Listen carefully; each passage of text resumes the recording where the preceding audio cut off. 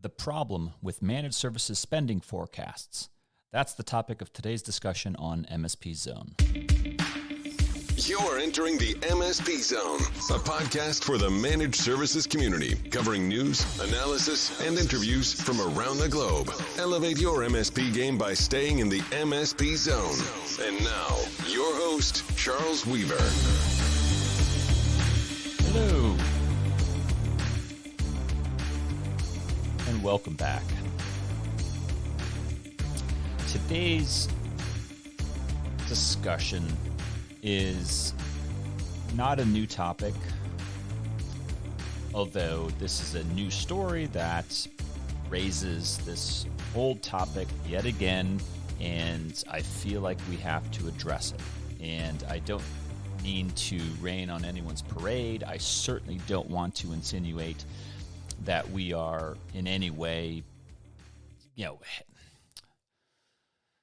how should we put this?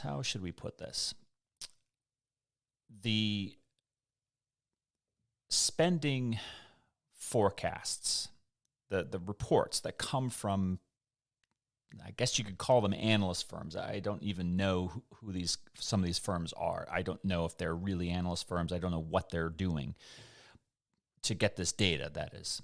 But we're going to talk a little bit about the analyst community, what they do, what they get right, what they don't get right, and try to make some sense of it all, because it's really important that we have accurate data. And that has always been, for some of you that follow this program for any amount of time, you'll know that that's a pet peeve of mine. It's something that we've been really struggling with ever since the beginning of managed services. Is nobody in the analyst community really spends a lot of time on this. And here's yet another article featuring yet another managed services spending forecast report, and I've got some issues with it, and that's what we're going to do. We're going to take apart this spending forecast report. We're going to look at it. We're going to, really try to dissect what it really means for MSPs, and try to get to some actionable takeaways and conclusions, ultimately, so that you guys can run your businesses better. For those of you who are MSPs out there in the audience, and for those of you who are consumers, so that you will understand a little bit more about what it is that we face here in the MSP professional community. So let's dive right in, shall we? In the reading material, I will post a link to this market report. But the report itself is quite positive. So here's the title. I'm reading from the article, and the article is Managed Service Providers Market, MSP market in parentheses, is likely to experience a tremendous growth in near future. MSP market is likely to experience a tremendous growth in near future. The first observation, I have been reading these articles for the last 20 years, and they've all been right, with maybe 1 or 2 years. 2001, 2002, a little rough. 2009, 2010, a little rough. But other than those two call it 2-year cycles, where we had some very significant headwinds, global headwinds, right? 2001, we saw 9/11, post.com fallout, a handful of things that were definitely can be classified as headwinds. And then in 2009, 2010, you had the global financial crisis, definitely a financial headwind. Even in those periods, more the 2009, 2010 period, you saw still growth in managed services. Now, other sectors were hit, yes. Other consumers of managed services were hit, yes. So that did impact some of the MSPs globally. We've talked about how if you were a banking focused MSP, meaning that was your predominant customer, a banking customer or credit union in 2009, 2010, you were probably, you might have been hit, certainly. But we still had growth. And outside of those 2 years, we definitely had growth. We've been seeing continued growth. So I don't look at these types of reports and say, you're telling me something I don't know. Now, that's just at the surface level, right? Is reading this type of thing doesn't tell me a lot, right? If I'm in the managed services professional community, which I'd like to think that I am, I don't glean a lot of data that's useful out of this, other than I learn a lot about what the authors of this study don't know, and it's a lot. And so the starting point is obviously is bait, right? It's, hey, click on this. It's capitalizing on the tremendous popularity of managed services these days. I get why they're doing it, but I don't necessarily give them, or anybody else, I should say, high marks for just saying what is a manifestly obvious yet true statement. Now, I am not being negative on managed services. I'm not saying that this article is wrong. I'm saying this article is right. I don't think they understand why it's right. I don't think they even understand the full breadth of the managed services market. We're going to get to that in a moment. But I think that they're making a general statement, and they're making it to people in the profession like us, and we're saying, yeah, okay, tell us something we didn't already know. I've known this. MSPs have known this. The vendors to sell to MSPs certainly know this. All right, so there's no revolutionary fact or observation or takeaway from this, from the article's title. That's just my takeaway. Again, I'm not saying that it's not true. It's absolutely true. It is absolutely not just tremendous growth, but it's been phenomenal growth, not just this year and through 2025, which is what the article projects, but it's stuff out there that it's legacy growth that we've been seeing for 20 plus years. So the article, when I read it, and I'm always kind of skeptical about this stuff, I said, well, who are they? Who are their samples? Who are they actually talking to and surveying, and where are they getting this? From where are they getting this data? And so the very first paragraph of this article is talking about some of the key players profiled in the study are, and this is where you really get to understand what they are monitoring and how small of a glimpse into the real managed services market they are getting. So, quoting from the article, some of the key players profiled in the study are Hewlett-Packard, Cisco Systems, Kaspersky Lab. I did not know Kaspersky had a managed services offering. I will have to check on that. Dell, yes, they do. Nutanix, IBM, Microsoft Corporation, Amazon, Tata Consultancy Services, and Accenture PLC. Now, with the exception of Kaspersky, I admit that all of those other companies do have managed services divisions and offerings. Absolutely true. Yes, confirmable. What else? Well, they're all enterprise focused. Now, when I say enterprise focused, all of those companies, well, almost all of them, maybe except for Tata, Accenture, maybe except for those two, Tata and Accenture, they all have channel programs that are certainly aimed at the SMB, but their managed services divisions are almost exclusively aimed not at the SMB, but at the enterprise customer. All right.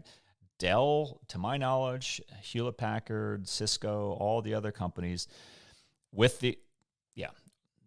all the other companies aim their managed services offerings at the enterprise customers, and they do not really delve below into mid-market and certainly not into the SMB.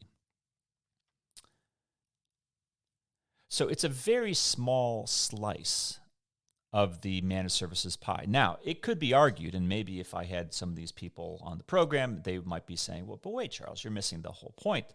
The point is, yes, this may be a small percentage of the providers, but they are generating a lot of the revenue. I will admit that. I will admit that the managed services divisions of these companies are probably generating a lot in revenue from those managed services customers. But it would be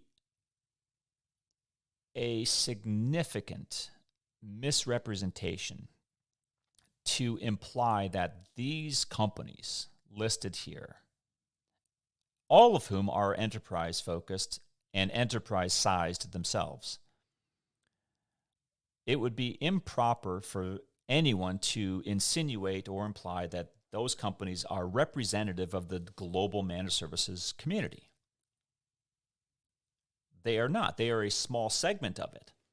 Now, when I say small segment, I'm not necessarily talking about revenue. I'm talking about numerical representation of MSPs on the planet. I mean, quite frankly, they're not even, I mean, there's a lot of other enterprise-focused MSPs out there beyond these. These just happen to be, for the most part, publicly held companies. So again, what's the value of understanding what those finite number of quote-unquote MSPs are doing? And is it really a glimpse into the larger MSP community that we're getting here from this report? Well, on the second question, I don't know if there is a value to the larger MSP community, because this report has omitted 95% at least of the practicing MSPs on the planet. If you just focus on those named customers or named service providers that they listed here in the article's opening paragraph, there's a lot of MSPs not represented. A lot of MSPs who don't show up in this. And aside from revenue, let's just talk sheer customer count. The 95% of those MSPs not mentioned in this study, I guarantee you they have a far larger influence just in terms of numerical touch point of customers that they service. And they sell to or influence the sale of goods, software, hardware, and other services, in addition to the managed services that they deliver. That's a very big portion of any profession to omit. And that, I think, is one of my major takeaways from this that I'd like to express to all of you, is that these types of reports are all over the place. And again, I wouldn't necessarily say that this is a bad thing to have press like this, but it's bad for anyone reading this to think that this is the global MSP community, these 10 or so customers. Sorry, I didn't mean customers, MSPs. Right? If I was a novice consumer of managed services, I wouldn't want to take away that, oh my God, these are the only MSPs out there on the planet. No, that's not true at all. So further, the study provides a comprehensive outlook vital to keep market knowledge up to date, segmented by a handful of vertical markets. And that's not comprehensive at all, in my opinion. How is that comprehensive? You've listed less than 5% of the MSPs on the planet, and you have a comprehensive report? I don't think so.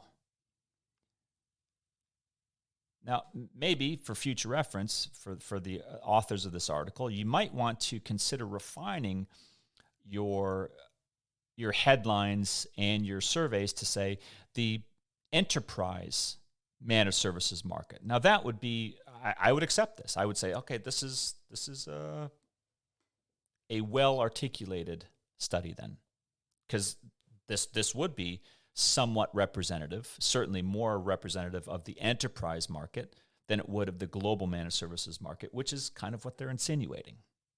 And again, I don't even know if these authors understand what they're doing, or if they just think that those companies that they listed are the only MSPs out there. There's nobody else. It's just them.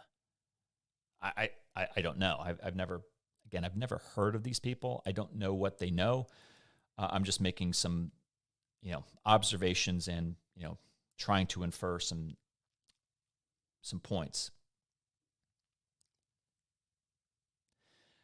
The managed services providers research study defines market size of various segments and countries by historical years and forecasts the values for the next 6 years. So it's projecting out from 2020 through 2025. Through 2026.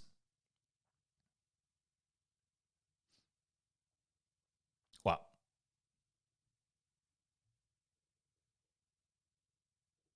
Again, comprehensive, maybe. Doubtful, in my opinion. I don't think it's defining that much. I think it's at best, defining a very small segment of the managed services marketplace, really exclusively just the enterprise focused. And I'll even add in here a distinction, which are this does leave out a very large segment of the market, which are the telecom connectivity players, like the AT&Ts, the Verizons, the British Telecom, right? All of whom we've talked about this for many years before, all of them have managed services offerings themselves. Now, even ignoring the telecom managed services aspect, which is a separate kind of side of the IT channel. All of the AT&T, Verizon, Sprint, BT, Vodafone, all of the international telecom vendors do have legitimate managed services offerings that they, again, sell predominantly to enterprises. And I don't believe that any of those are listed here. So the companies, HP, Cisco, Dell, Nutanix, IBM, Microsoft, Amazon, they are really infrastructure. They are really hosting cloud infrastructure, virtualization, those types of technologies. So less the telecom, more the data and the infrastructure side of it. And that in and of itself is somewhat curious, because they do bring up telecom in this end user focused description. So they're talking about the market segments that these MSPs are servicing, and they say that telecom is one of them. Communication, managed communications, that seems to indicate that the big vendors like AT&T, Verizon, and so on would be mentioned here. They didn't mention them, so I don't know. Either they're not included in this report, or something else is going on, or they just didn't list them. But let me get back to the takeaways here. You can read this for yourself. You want to buy it, that's up to you. Does this type of report give us anything helpful to the vast majority of MSPs out there? I would say probably not. Does it help the average business owner, decision maker in understanding which MSPs they ought to be, talking to? Probably not. I don't think any consumer on the planet has any problem understanding or is lacks awareness that Microsoft, IBM, Cisco, and others, HP, have managed services offerings. Again, if you're in the enterprise, you already know this. This isn't telling you anything you don't already know. For the rest of the community, this is adding confusion, is my concern. And again, it's not confusion that there's growth in the managed services market. There is undeniable growth in the managed services market. We've known this. It continues to be true, and for the foreseeable future, it's not going to change. But these types of things don't give us greater visibility into what we're dealing with, and it doesn't help the larger consumer community understand our market any better. That is my point. That's what I'm talking about. It creates the illusion or the belief that there is a much smaller community of MSPs. They list only very small proportional segment of the MSP population out there. Again, not talking about necessarily revenue. I'm talking about just the numerical number of MSPs. That they don't come close to scratching the surface about that or giving any real analysis about that larger community. And it just seems to me yet another report that is talking about a fairly well-known fact, but providing us with no greater visibility into the MSP marketplace. Now, some of you may be saying, well, geez, shut up about it. I mean, who cares? It's positive. It says good things about the MSPs. We could always use positive press. What's the big deal? Well, the big deal is if people read this and then come away with the wrong conclusion, that's trouble. That creates confusion. That creates more work for the MSPs out there to have to explain to a consumer what they do as an MSP, why there isn't just 10 MSPs out there in the planet, like this report insinuates, and it just creates, not clarifies, confusion. It adds more questions, not reduces the number of questions out there. And I think that those are things that should be part of any analyst's job, is to create more transparency and greater understanding of a thing, of a market segment. And it's just a good example, yet again, of the lack of good analyst work out there. And I've talked about this a lot, of why that is. Right, these types of reports are aimed at an enterprise customer, because that's who's going to pay for this. Unfortunately, they're not going to get much out of it, because again, if you were thinking about using HP, Cisco, or IBM, Nutanix, or any of these other mentioned customers, I guarantee you've already got a far better understanding of those companies' MSP divisions than these analysts do. Far better. But does it create confusion? Does it create the potential for additional questions and answers with the MSP because it omits such a large segment of the MSP population? I think that's really the risk here. And so, I don't know what you do with it. You're aware of it. You are aware that potentially all of your customers could be coming across this, right? I mean, I get this stuff in my email because it's a Google alert, and I see it and I say, well, this is yet another one to add to the pile of kind of generic, bland reports that just talk about things that we already know in the industry and don't help clarify or give greater visibility, transparency, or understanding to the managed services profession.